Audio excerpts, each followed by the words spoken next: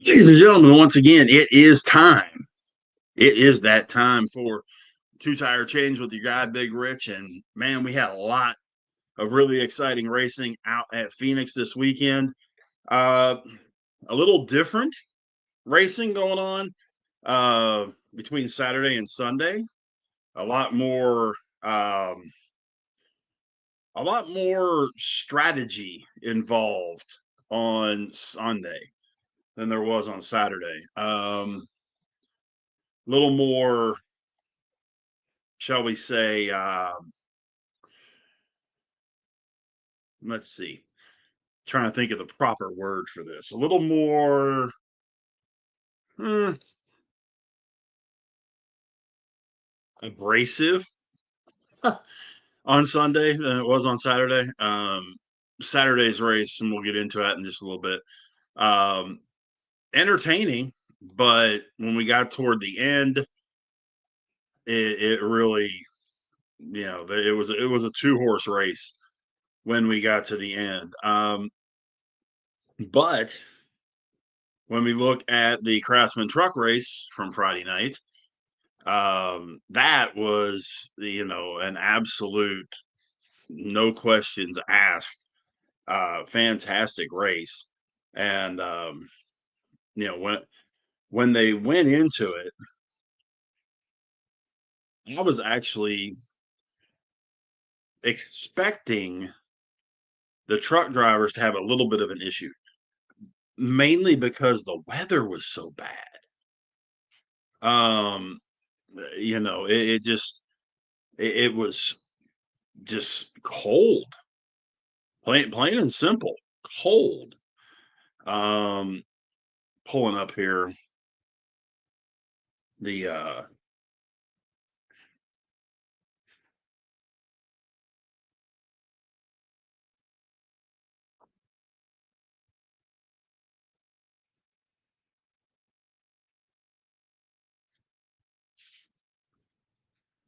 not sure why I'm having issues with my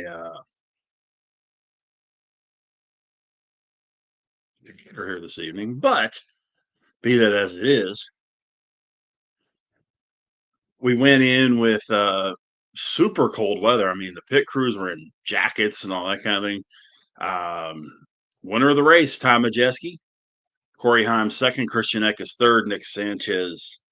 Excuse me, my mistake.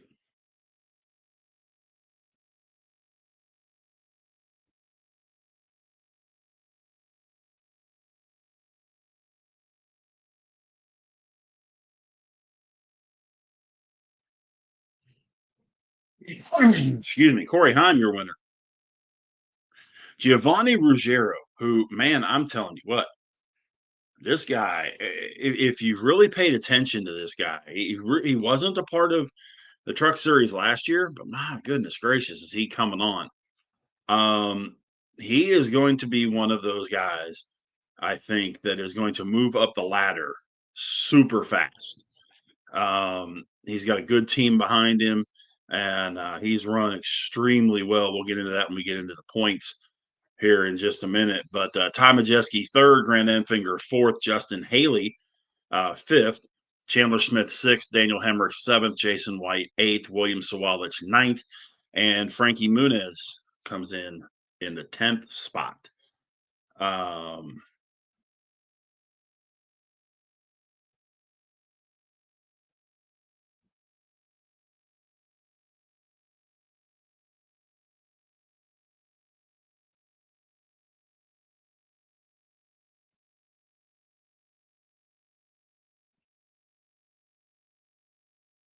Scratch that. Grant Enfinger second. Sorry, folks. Like I say, I'm having a little technical issue here this evening. I apologize for that. Corey Heim, Grant Enfinger, Tanner Gray, Ty Majeski, Lane Riggs, Stuart Friesen, Raja Caruth, Chandler Smith, Matt Crafton, and Tyler Ankrum round out your top 10 in the Truck Series race on Friday night. Truck Series will run again this Friday at Homestead-Miami. So we have a 3-race weekend coming up, which is a good thing. You know, I always like it when you have the 3 races, whether it's an ARCA, Xfinity, Cup, or Trucks, Infinity Cup. When you only have 2, it kind of feels like a little different weekend. This time it's a little different where it's gonna be televised on Fox. Very rare. It's usually FS1 for the Craftsman Truck Series, but this week it's actually gonna be on Fox. So we'll see how all that plays out. But when we're looking at the point standings in the Craftsman Truck Series, Ty Majeski sits on top all of the non-winners. And of course, the only winner so far that is a full-time truck driver is Corey Heim. Majeski, Enfinger, Smith, Friesen, your top 4. Ben Rhodes, 5th. Ankrum, 6th. Ruggiero, 7th. We were just talking about him a minute ago. Hemrick, 8th. Tanner Gray, 9th. Lane Riggs in 10th. So, it's kind of an odd deal where you have one person that's won so far in the 3 races of the truck series, but that does happen. Sometimes you get these guys in the truck series that they'll just take off literally, and you know they have some do some things and have some things going that they'll just hit a run, they'll just hit a streak, and not a whole lot you can do different about it. But at the same time, you have the ability to, get yourself a nice substantial seating, and because you never know what's going to happen as the season goes on, as we've talked about before. In the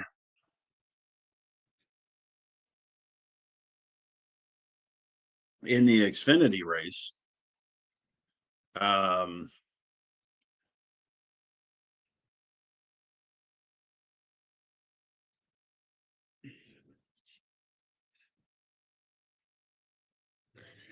the Xfinity race really it disappointed me. I really did. And there's a reason why, and this is part of why when we talked last week, I was talking about what I talked about because they did exactly what I predict would happen. And fortunately, it wasn't that way for all 3 races. But when you got to that point in the race, you had 2 cars break away, and it was church after that. Justin Allgaier, Eric Almirola, they're gone. Half a second difference between the two this week. Allgaier beats Almirola. Jesse Love in 3rd place, 11 seconds back. You heard me right. 11 seconds back. Austin Hill 4th, Sam Mayer 5th, Brandon Jones 6th, Ryan Sieg 7th. A real nice run for him. Harrison Burton 8th, Connor Zilich 9th, Sheldon Creed in the 10th spot. So, real good day for those guys that you were expecting a good day from. Parker Retzloff had some struggles right out of the box. I mean, lap 1, he gets caught up in some garbage and he ends up running 21st. Matt DiBenedetto ends up 16th. Sammy Smith 14th. Christian Eckes 13th. So, you had the guys that you were kind of expecting to be where they were. There were a few guys though that had some rough days. Point standings in the Xfinity Series: 4 different winners. Allgaier, Jesse Love, Austin Hill, and Eric Almirola. Almirola, not a full timer though, so he's not going to count toward the playoff standings. And then you've got Connor Zilich as well. So 5 different winners, 4 different full time winners. Then after that, you go Sam Mayer, Sammy Smith, Sheldon Creed, Taylor Gray, Ryan Sieg, Christian Eckes, and Jeb Burton. Going to be the Xfinity Series. You've heard me talk about the last couple of weeks. I honestly think we're going to have more than 16 winners in. Excuse me, more than 16 winners in the Cup Series. I think we could have the same thing in the Xfinity Series. You still got a lot of guys yet that haven't been heard from. You haven't heard. You don't have a win from Sheldon Creed, who I really think is going to get his first win this season. Sammy Smith hasn't gotten a win yet. I think Ryan Sieg gets a win this year. Christian Eckes, I think, gets his first win. Carson Quapple, I think, is going to win a race. I wouldn't be the least bit surprised, and this may be my dark horse pick or whatever the heck you want to call it, but I think Josh Williams wins a race this year too. He had a bad issue. He was sick. I mean, sick. Wasn't supposed to start, and he ended up starting, made it to the end of stage one, and then got switched out. But he just was straight sick, and he gutted it out best he could. But it's just one of those deals that he he was running decent, but you could tell from the way he was talking to his crew and to his spotters and that kind of stuff. You could tell through his voice he didn't really. When you're sick and you just sound very, very, yeah. That's pretty much the way he sounded from the jump. So, they made sure to get him straightened up, taken care of, and you know, it was just one of those days for him. It happens, no major catastrophe, but you will end up with those times that you just can't get around it. Cup Series, different ball game to a very large degree. We had a really good competitive race for, I'd say, 95% of the race. Then we had someone pull away, and we'll get into that here in just a second. My guy that I picked to win this thing, Kyle Busch, had an absolutely horrific day with a capital HORRIFIC. Horrific. We'll talk about that as we get into this thing too. Qualifying, Michael McDowell was on the pole. Joey Logano was on the outside.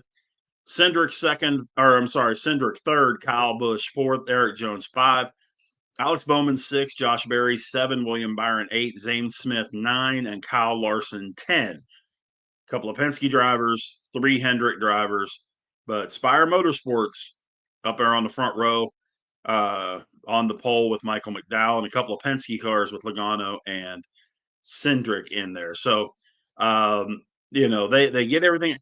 And those of you that watched the race, Morgan Freeman was the Grand Marshal, the voice of God.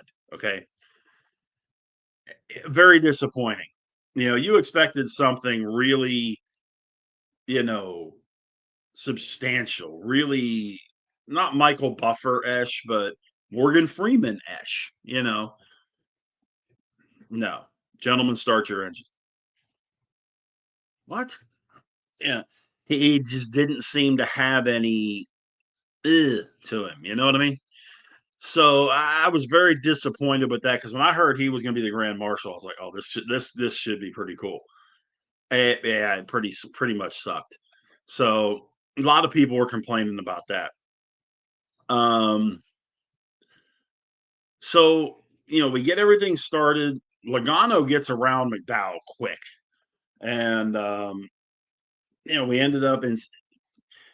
There were a lot of wheel issues, and we'll talk about these as they go. And I'm not meaning tires. There were tire issues too, but there were a lot of wheel issues. Ryan Blaney started it all off. He had some kind of an issue with the left front. Started in the back of the field after a crash in practice because of a blown right tire. Chase Briscoe brings out the first caution. Why? His left rear wheel came off, rolled and leaned against the wall near turn two. Now you got to remember, if you lose a wheel on track, you not only get a 2-lap penalty, but your jackman and your tire changer, or your crew chief and your tire changer, will be suspended for 2 races. The reason that happens is because, that's part of a safety issue. and they've really cracked down on that over the last few years. The crew chief being suspended is if it becomes a uh, frequent thing. I don't really want to say frequent, but repetitive thing. So Chase Briscoe brings out the caution. Denny Hamlin and Kyle Busch both got pit road speeding penalties under the first caution. This is the first of Kyle Busch's issues on the day. Austin Cindric leads on the restart. Him and Bowman are trading the lead. We get to the end of stage one. Austin Cindric wins it. Bowman second. Chase Elliott third. Bubba Wallace fourth. Kyle Larson fifth. AJ Allmendinger sixth. Joey Logano seventh. Josh Berry eighth. Carson Hocevar ninth. And Christopher Bell in 10th. Remember, Christopher Bell won 3 races in a row, was going for his 4th straight yesterday. So we get ready to start stage 2. Things change a little bit in the pits. You have Chase Elliott and Bubba Wallace on the front row as we get ready to start stage 2. Except Chase Elliott was too fast entering pit road, start at the start of the second stage. So he has to go to the back. Bubba Wallace takes the lead. See what I mean? I'm telling you, this was a little bit of a crazy race. It wasn't. It just wasn't a regular race. I mean, you had some nutty stuff going on, and it keeps going on. Alex Bowman goes on pit road. Says he has a vibration. Comes in under green, and it was a good thing he did. They showed the tire. He was all the way down to the tread, and you get down to those treads, it's not a good thing. So, you're riding that razor thin, I'm going to blow my tire thing. Larson passes Wallace on lap 101 to get the lead.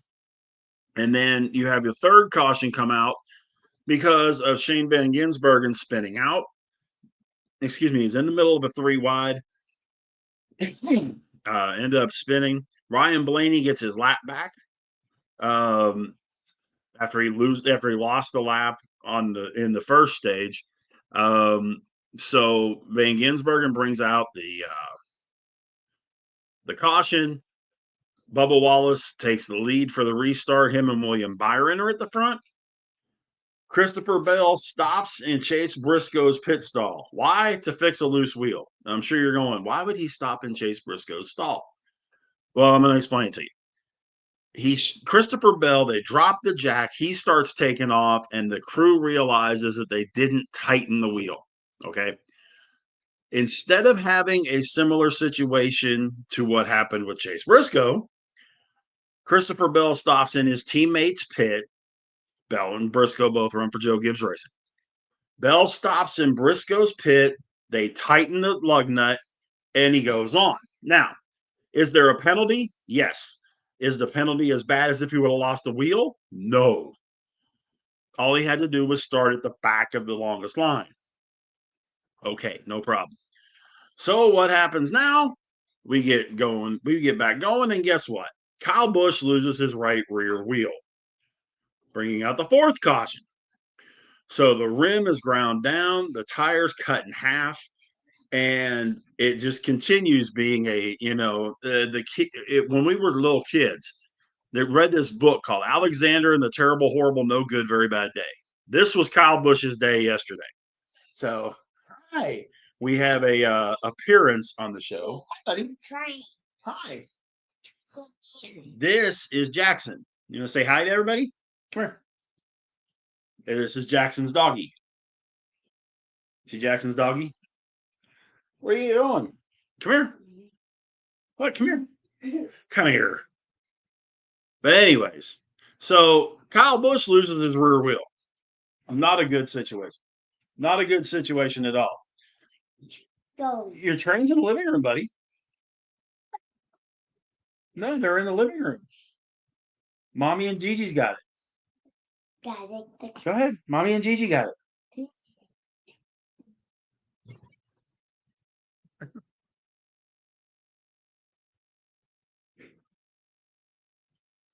Gotta love being on grandson duty. So We end up with Bush having this wheel go. Fortunately, he didn't tear the car up too bad. Um, he did hit the wall, didn't tear it up too bad. SVG now has tire trouble, has his right front go flat, makes it back to pit lane. It's a good thing. Then we have our fifth caution of the day. Todd Gilliland hits the wall, spun out, brings out the fifth caution, and we're just past halfway. Ross Chastain wins the race off pit road and takes the lead with about 13 laps left in stage two. And then Larson and Byron and Chastain are fighting to win stage two. Larson ends up winning it. Byron ends up coming in second. Ross Chastain's third. Bubba Wallace fourth. So a good solid stage two for those guys. Not as good for the guys that did well in stage one, but that's okay because things are going to turn around in stage two. After the pit stops, we're back to Michael McDowell out front. Austin Dillon's on the front row with him. Daniel Suarez, Kyle Larson, William Byron, Bubba Wallace, Ross Chastain, Ryan Blaney are your top eight as we start after that yellow. Larson gets back out front as we get ready to start the final stage. And so now comes the real entertainment portion of our program. Cody Ware spins in turn three, brings out a caution. No problem.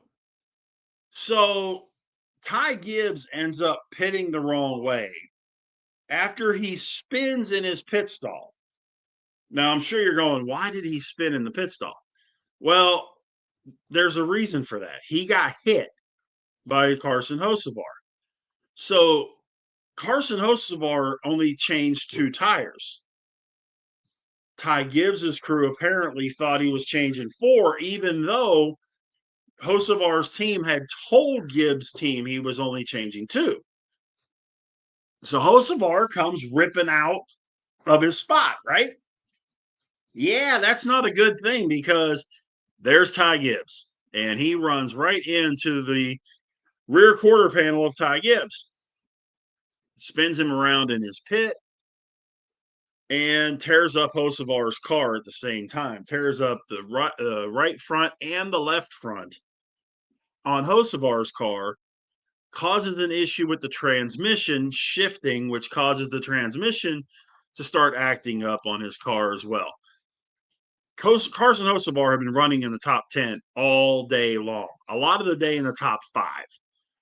Well, guess what? That just went right into the toilet. So it gets worse for him as the day goes on. Ryan Blaney, Eric Jones, and a couple other people are involved in a wreck on lap 195. Christopher Bell was on the inside next to Blaney, and they went 4 wide. Bell only thought there were 2 cars high of him. There were 3, and you only have so much room. So Blaney spun, got hit by Jones. Ricky Stenhouse got hit in all this. AJ Allmendinger was involved.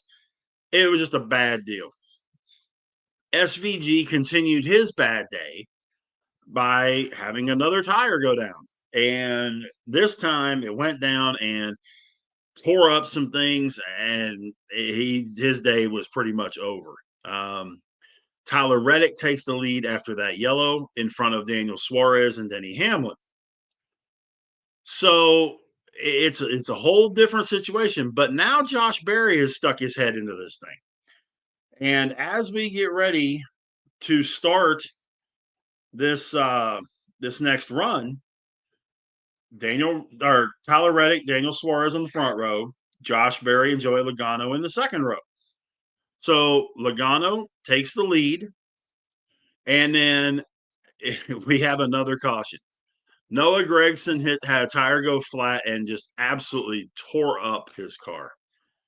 Got back to his pit stall, but just before that, Kyle Busch hit the wall. Completely unrelated, but tore up his car, and Kyle's done for the day. I'm sure he was thinking, thank God I'm done, because he just had a rotten day at his home track, which makes it even worse. I mean, having a rotten day is one thing. Having a rotten day at your home track is a whole nother kettle of fish. It's at that point you just want to beat your head off the wall. Not to mention the fact for the first time in the history of ever, I picked Kyle Busch to win a race, and that's what happens. So maybe I need to never pick Kyle Busch again either. Daniel Suarez took 4 tires, gets off pit road first after the caution. Josh Berry is second. Joey Logano loses 19 spots in the pits. Not a good deal at all. So it comes down to Josh Berry, Daniel Suarez, with about 20 laps left. Berry passes him and just opens it up. Opens up a 1.3-second lead and ends up winning the race. Josh Berry's first win of his career, 101st victory for the Wood brothers. Super job by Josh Berry, a guy that over the last couple of years has really been put in some bad situations. He took over Kevin Harvick's car when Harvick retired, which was a Stewart-Haas car. So he gets in that car thinking, okay, I'm going to have this great equipment and everything, and then finds out Stewart-Haas is going out of business. So he has to find another team. And he fills in for Chase Elliott a couple of times last year and things of that nature when Elliott was hurt, and drove great. So the Wood brothers put him in the 21 car and replacing Harrison Burton. And, there you go. He's already made it to victory lane. Josh Berry's a very good driver. Don't let anybody say anything different. Josh Berry is an excellent driver, and he will make some hay in the playoffs. Your final standings in the race, not exactly what you would have expected. Josh Berry in first, Daniel Suarez in second, 1.3 seconds back. Ryan Preece ties a career best with a third place finish, 3.5 seconds back. William Byron in fourth, Ross Chastain fifth, Austin Cindric sixth, Alex Bowman seventh, AJ Allmendinger eighth, Kyle Larson ninth, Chase Elliott 10th. Christopher Bell was going for that fourth straight win. He ends up finishing 12th after a pretty rough day. But speaking of rough days, Ryan Blaney finishes 35th, SVG 34th, Kyle Busch 33rd, Carson Hocevar 30th, Denny Hamlin 25th. Ty Gibbs once again finishes in the 20s, 22nd. Doesn't have a top 10 yet this season, and there's a lot of rumblings going on around the Joe Gibbs camp. Michael McDowell, the pole sitter, finished 16th. Joey Logano was 15th. So all in all, a good race. Once Josh Berry got past Daniel Suarez, it was church. Unless something mechanically went wrong, they were not catching Josh Berry. Just was not going to happen. His car was that good after the last set of pit stops. Once he got the lead, you weren't catching it. Was not going to happen. So good for him. Locks him into the playoffs. Now it gets to where we start looking at the standings. And we have, Christopher Bell has his 3 wins. William Byron has his win. And Josh Berry has his. Outside of that, Tyler Reddick's at the top of the points. Chase Elliott is second. Bowman, Larson, Blaney, Logano, Buescher, Chastain, Wallace, and Hamlin. By the way, just about every one of those guys, I think, will win a race before the end of the season. Putting it out there. Kyle Busch is all the way back in 17th in points. We've got a lot of guys that are far back on this list in points that by the time it's all said and done are going to make a substantial run to the front. This coming week, as I mentioned about the trucks and Xfinity and Cup, it's all going to be at Homestead-Miami Speedway. Friday at 8 o'clock Eastern for the trucks, Saturday at 4 Eastern for Xfinity, Sunday at 3 Eastern for the Cup Series.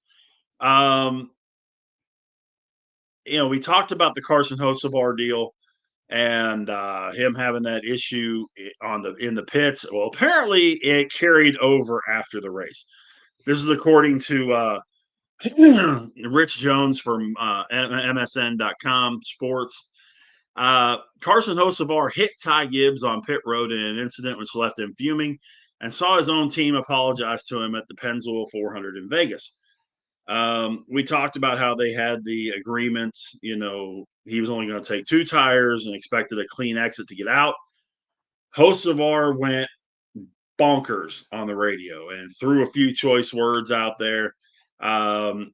Said he had left and right front damage done. They tried to fix it, couldn't fix it. So it's not a good deal. Hocevar finished 30th after his issues. Gibbs came home 22nd, as we talked about. Not a good deal. It does happen. And Hocevar, people people don't understand, I don't think, what with Carson Hocevar. We've talked about it a lot in the past. Um, and he's a young guy that can be overly aggressive, but he's aggressive. I've listened to a lot of older drivers, the Darrell Waltrips of the world. Even Dale Earnhardt said this. Dale Jr. has said this. Jimmy Johnson, Jeff Gordon have said this. It's a whole lot easier to turn them down than it is to crank them up. So if they need to pull the reins back on Hocevar just a touch, that's okay. And Hocevar's got a very calming influence in his teammate, Michael McDowell. I've had the luxury of interviewing Michael a couple of times, and he's a super, super guy to talk to, and a great guy to cheer for. But, I'm sure he's imparting a lot of his wisdom to Carson throughout the season. And I think it's going to be very beneficial to him to work with a guy like Michael, because it's one of those situations. If you don't have someone to tell you you're screwing up, then how do you really know? It's kind of like when you were younger and finally getting your legs under you. You went to college and started making some of those mistakes that you make when you first are out on your own.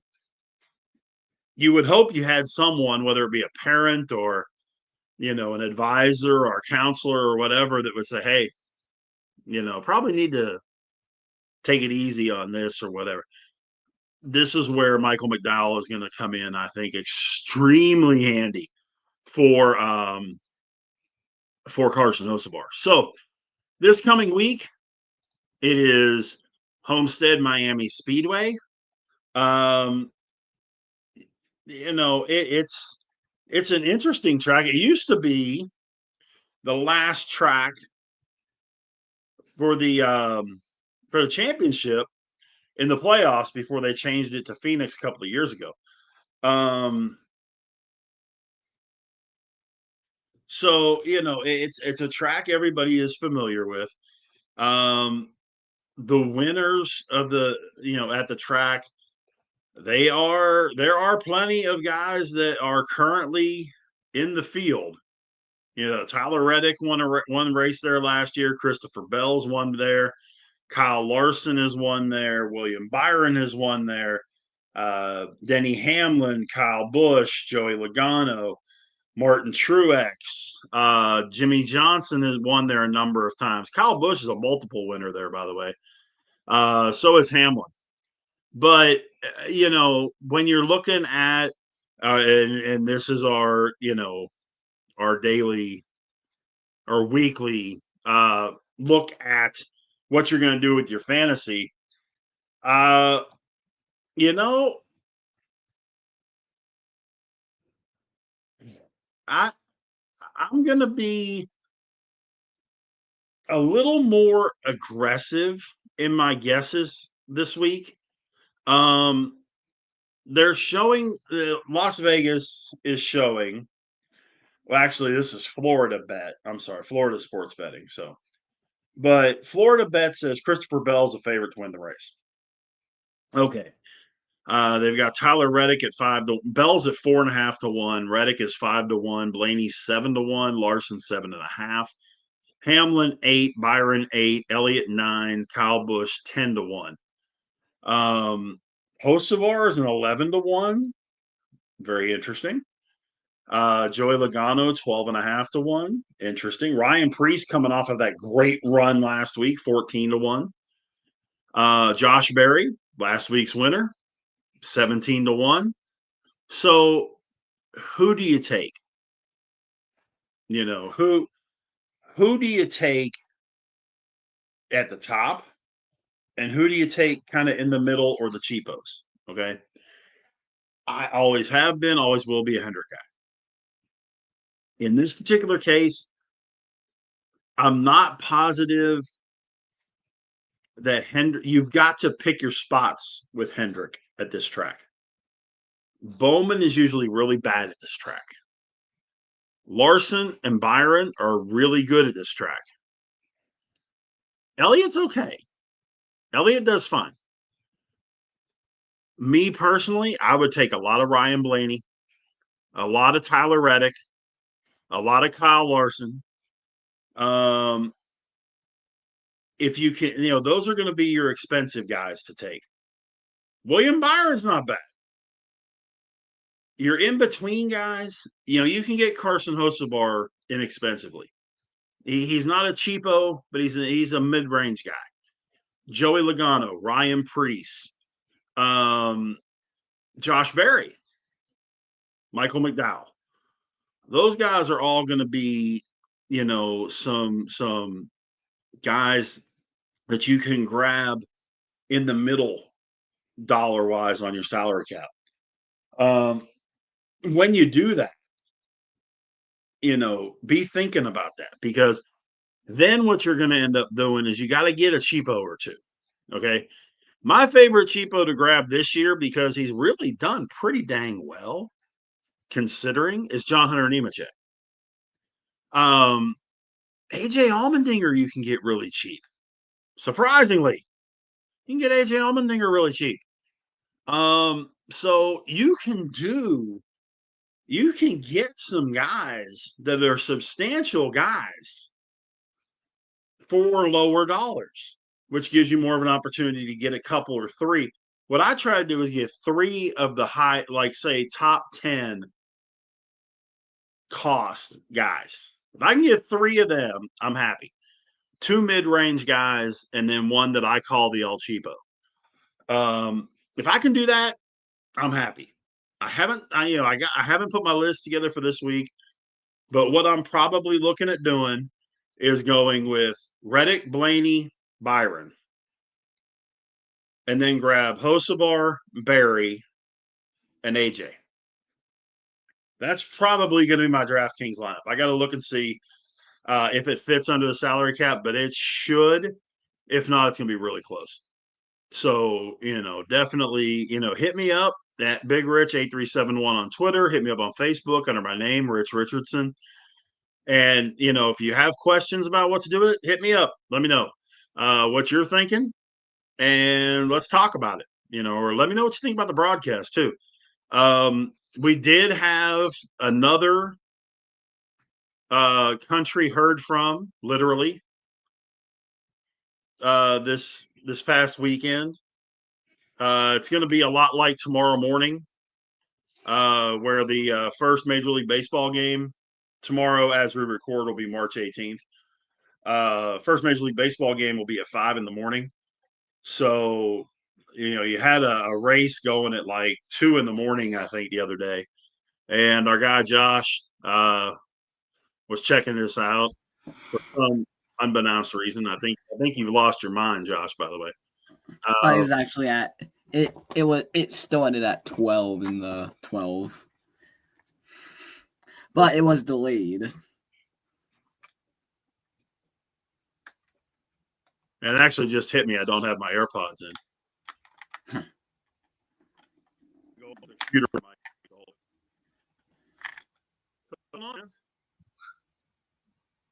Can you hear me?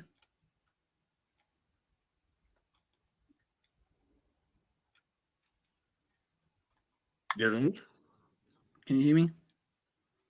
Yeah. All right. So I got you. So what's going on?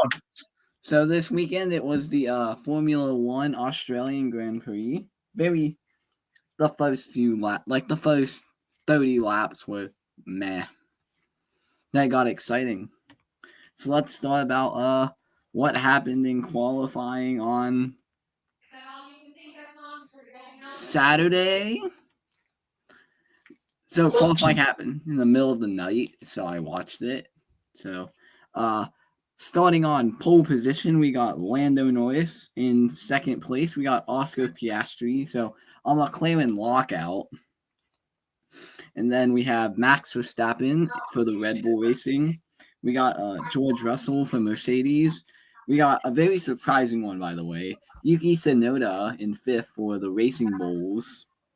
Then we have Alex Albon for Williams. That's also a surprising one. Then we have Charles Leclerc in crap. Then we have Leclerc, Hamilton, then Gasly, then Sainz. Hadjar, one of the first rookies. He's qualified the best rookie. And then we have Alonso, Stroll, Doohan, an Australian native, also a rookie. And then we have Borderello, who is your F2 2024 champion, also a rookie. Then we have Antonelli in 16th with a Mercedes. During qualifying, he had a damaged bottom floor, so he went slow. Then we have Hulkenberg in a Sauber. Then we have Liam Lawson in a Red Bull. Then we have Ocon and Behrman as the Haas duo in the very back.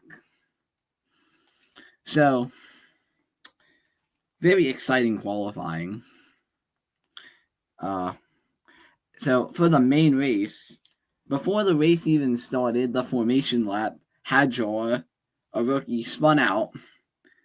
It was, like you could see him crying in the car. So when he got out, Hamilton's dad, I forget his name, but he went in, talked to him, like gave him a hug. Like he was still actively crying, like he had his helmet on. Very, very sad. Yeah, I saw that, and that's one of those deals that it's cool. When we were just talking about with Carson Hocebar in NASCAR, and having Michael McDowell there to talk to. It's good when you have someone kind of act as that mentor, like what Hamilton's dad did. That's good that he did. I mean, he isn't really a mentor. He just saw he just knew what he felt. So he just went over. He ran out of the Ferrari pit garage and then he went over to hug him, console him. Right. Yeah, I'm just saying, that's big, to let him know, hey, it happens, and there's next week or next race. Yeah, and then Jack Doohan,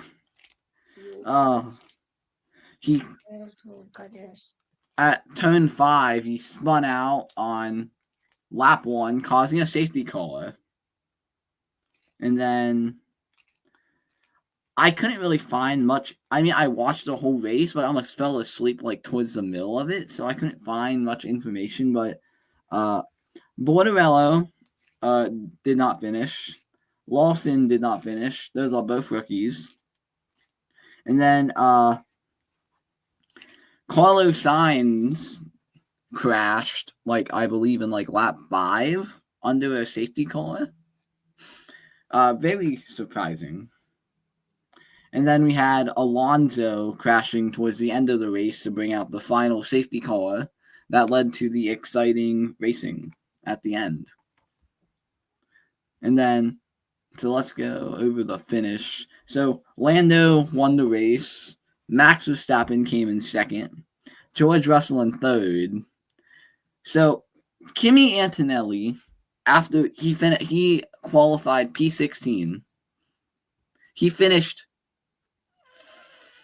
5th because of a 5-second penalty, but that 5-second penalty was later reversed, so he got 4th.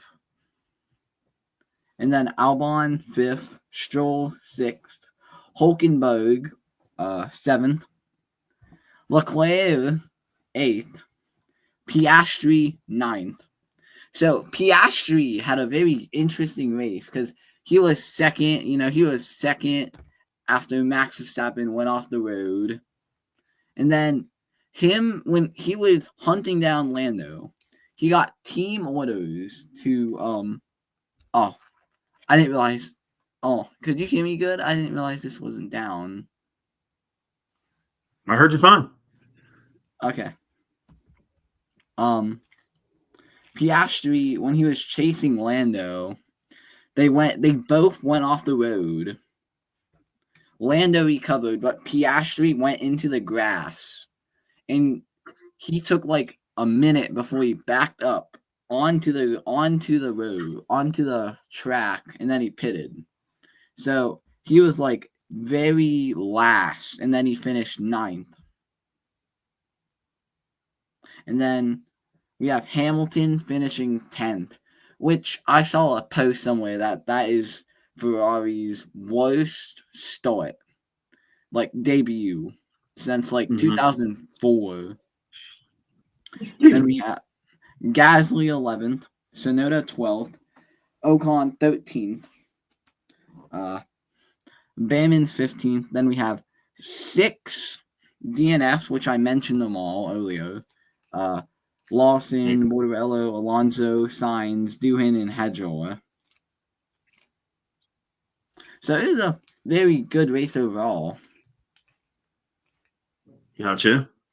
Well, it's definitely one of those different type of setups, where they're going all over the world running these races where, you even with IndyCar, they go around, but they aren't going to Australia. They're not going to, they'll go to Monaco, I think, this year, and they're going to be running in Germany, I believe, this year. Yeah, F1 will run or IndyCar will run in Monaco this year. Oh, I would not watch that race. That would be very boring. F1's very boring, and I believe the cars are roughly the same size.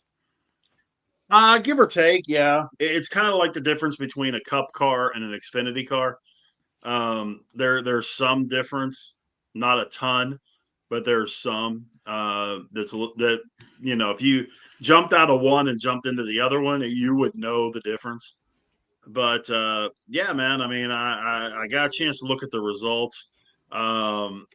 It's a surprise for Ferrari that they didn't do as well as they normally do. I mean, they have an eighth and a 10th popping out of the chute. Not a good deal. Verstappen doing his usual thing. I mean, his car is obviously gonna be less competitive this year. Like next week in China, I am predicting him to get like 6th or 7th. Not fighting for the win at all. This week he only did it because it was in the rain. Max Verstappen is very good in the rain, as like we saw in last year's Sao Paulo Grand Prix, 17th first. Well, that, ladies and gentlemen, is your F1 update. And we'll try and do that as the races go on. One thing about F1 is it's a lot like IndyCar. They don't run every week, but when we do have races, we'll get Josh to pop on and talk a little bit about it and see what's going on with that. Hold on, let me go look at the schedule real quick. Because I think it's the first 3 weeks of F1 or a triple header. Yeah, China, then April. China, which would be the 21st through 23rd of March, and then Japan, the 4th and 6th of April. So I say the first 3 races of F1 are triple header. Then we have Bahrain. Wait, hold on, there's 4 races in a row. Oh, wow. Hold on, wait. No. They did Australia. They got China this week. And Then they have then you've got Japan the first week of April. So there's a gap in between yeah. of a week. And And then then we they have run 3 in a row, and then they have a week off. and then Then they run Miami, and then then they got a week after off. then after Spa is the summer break. Yeah. So, you've got you've got some stretches there where it's every week, but I don't think there's more than 3 weeks in a row. But like again, the travel from Japan to Bahrain to Saudi Arabia to Miami to Amelia to Monaco, that's completely different than going from Phoenix to Miami to Rockingham to Charlotte to you're traveling several hours or a couple of hours instead of a ton of hours.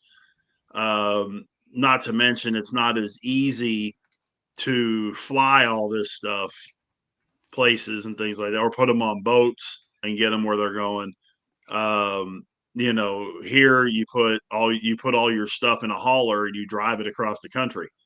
Not quite that luxury in F1, so it makes it a lot tougher there too. I have a question about NASCAR. Yeah. Because I know there's some I don't want to get political, but I know there was like a thing I saw on social media where like they are deciding if they want to race in Mexico and I would go with the Daytona road course. Well, they're scheduled to run in Mexico. Um, the Xfinity Series and the Cup Series are both scheduled to run there, I think, in June. Might be July, but I think it's June. Um, I know there's discussions about not about changing it. I would be let's put it this way. If the change isn't made by May 1st, the change isn't going to be made. Because there are so many logistics involved in the race from 3 different standpoints.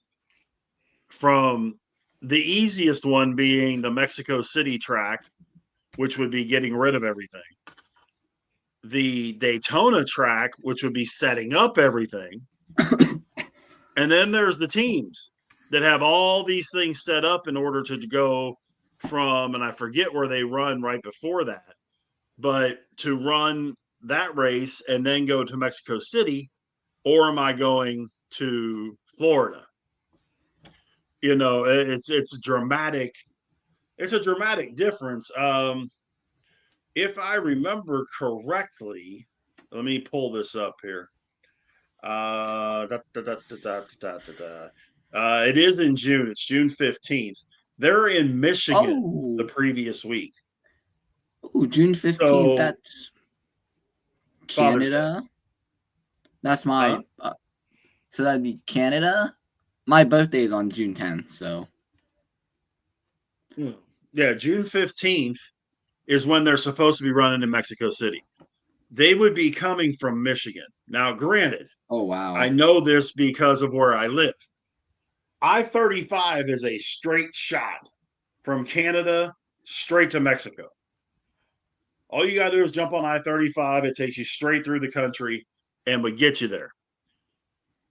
Going distance wise, it's probably about the same to go from Brooklyn, Michigan, which is where they run the races, to Mexico City, as it would be to go to Daytona. It's a 37-hour normal drive. It's 2,172 miles from Brooklyn, Michigan to New York City, or to Mexico City. Okay. It is 1,092 miles to Daytona Beach.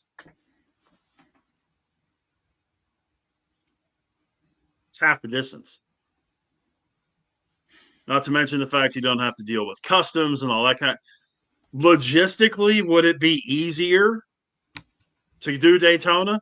Yeah, but there, I don't know. I mean, they pack a ton of people into that road course in Mexico. Um, of course, you've got hometown or home country guy Daniel Suarez. Um, I don't think they're changing it. I really don't. I haven't heard anything that's convinced me that they're going to change it. So in Mexico, are they gonna be running the oval or the road course? Road course. Uh, Yeah, they'll run road course. So how Which far would be you, no, go ahead. you go ahead. No, I was gonna say that would just be another problem with Daytona because it would end up being a roval instead of running the road course. How far do you live from Coda? An hour and a half. Oh wow. Yeah, Coda's on the south side of Austin. Austin is right at 100 miles from me. So I am equidistance between TMS and Coda, Texas Motor Speedway and Coda. Oh wow. And the funny part is, it's I-35 that goes right through. So, but man, it's hard to believe it's about that time. Again, every Monday, right here, 7 o'clock Eastern, 6 o'clock Central for all your NASCAR talk on Driving to the Top Productions. Check us out on our YouTube page, Driving to the Top Productions. Check me out Wednesdays when I do my show with this guy over here is Pops. We do a lot of Pirates talk, Steelers talk, and then God only knows where we end up from there. But starts out as a Pittsburgh talk show, and then heaven only knows I know we're going to go heavy Pirates this week on Wednesday. With opening day right around the corner. And then on Tuesday night, we do open mic night, starts at 9 o'clock Eastern, 8 o'clock Central. A whole bunch of the guys from the Driving to the Top team get together, and you really want to talk about topics going all over the place. That's what you get with open mic night. I mean, we go all over the place. So we have a good time, though, and we certainly hope that you would join us. Many thanks to everybody that's been a part of the broadcast tonight. Josh, thanks for hopping on, giving us that F1 update. Again, next Monday, we will get into the Homestead-Miami races, including the Straight Talk Wireless 400 on Sunday. My pick, before we go, my pick's sure to be right, and it's got to be better than last week. Let's go. I'm going to go Ryan Blaney. For Sunday at Homestead. He usually runs real well there. I think he'll pull it off on Sunday afternoon. But until next Monday, 6 o'clock or 7 o'clock Eastern, 6 o'clock Central. For Josh, yeah. Can I get my picks for the Chinese Grand Prix before we go? Yeah, go ahead. I don't know. Here's my top 3 I'm predicting. Oscar Piastri's gonna win. Lando Norris is gonna get second, and a Ferrari driver's gotta be on the podium. Those are my picks. There you go. You heard it here first. But until next Monday, 8 Eastern, 7 Eastern, 6 Central. We'll get it all together right here on Driving to the Top Productions on YouTube. Hit me up on Twitter at BigRich8371 or on Facebook, Rich Richardson. We'll see you next week. So long, everybody.